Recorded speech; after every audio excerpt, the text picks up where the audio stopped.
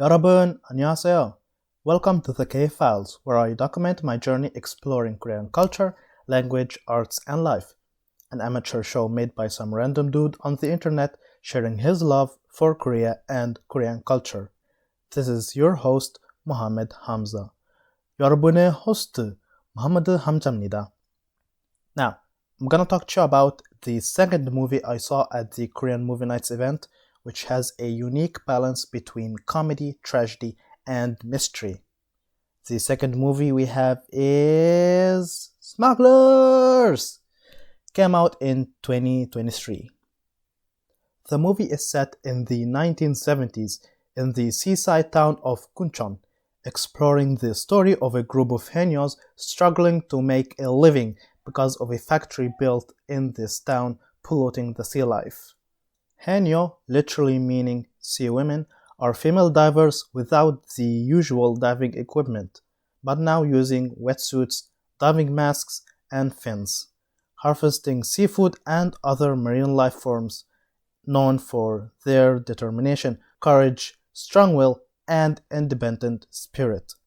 Because of pollution, the group of women couldn't continue making a living from harvesting seafood and had to get into smuggling foreign goods into Korea in order to survive, picking up crates left behind in the sea by other smugglers to get into Korea using their own fishing boat.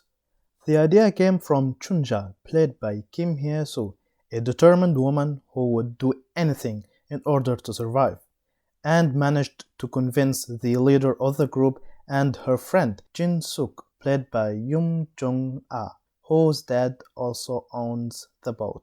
Despite Jin Suk's careful nature, she decides to take the risk in order for her and the group to survive.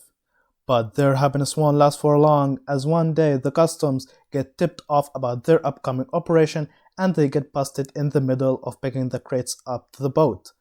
And in the middle of chaos, her dad dies because of getting entangled in some ropes, falling off the boat, and getting sucked into the boat's engine rotor while the group is trying to escape. And it all ended with the dad dead, Jin Suk collapsing from the shock of her dad dying, and the group getting arrested, except for the small important detail that Chunja has managed to escape in the middle of chaos. With the group being imprisoned and getting out later, and Jin Suk getting released a while after, Chunja has gone independent. She finds herself in the middle of a turf war and she is forced to make a deal with Sergeant Kwon, played by Jo In-sung, known also for his role in Squid Games, who she owns lots of money. Dear God, do you see that menacing face? Anyway, she tries to convince her old Hanyu group to establish a route for him, but this time with higher value smuggled goods, and of course it comes with an even higher risk. God, I don't want to say too much. Okay, I'll leave it at here. I don't want you guys to hate me as if I was a walking spoiler vending machine. Even though the movie itself described as action crime movie, it was more like an action comedy, at least for me. People are dying left and right, and I'm the only one who saw the humor in it. Am I even in the right mind right now? Everyone's corrupted in this movie, be it because of poverty, greed, or just because they can't take what they want regardless of the methods used. So the movie is written by Kim Jong-yeon and Ryu Seung-wan, who's also the director of this masterpiece, and it's produced by Kang Hye-jong.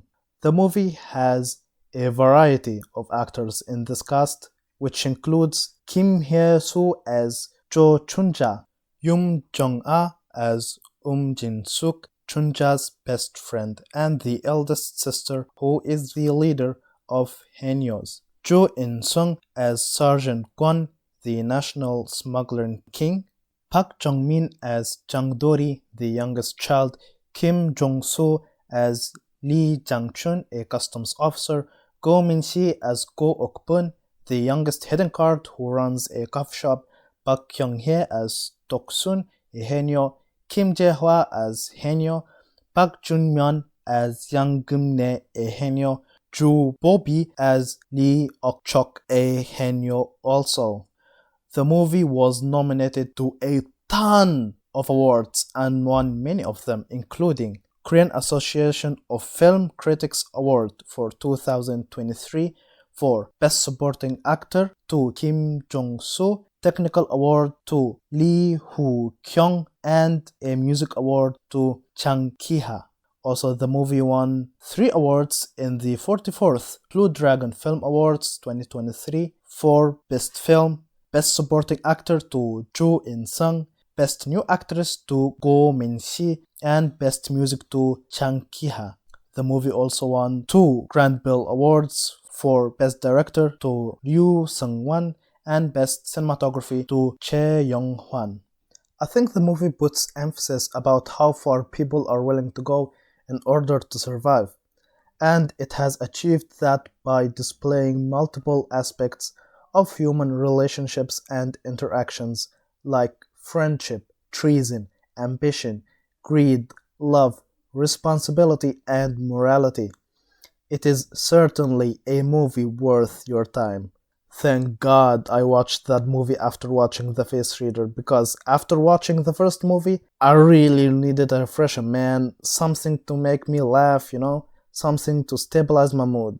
And this movie did not disappoint at all. So, here comes the part where I have to ask you to press follow, like, and subscribe. So, yeah, I need you to do that if possible. It helps, and I think I might be able to make content that you'll like. At least I hope so. Thank you for watching or listening depending on where you are consuming my content, and I will see you in the next video or episode. 여기까지 비디오 팟캐스트를 보셔서 감사합니다. 다음에 또 봐요. 안녕히 계세요.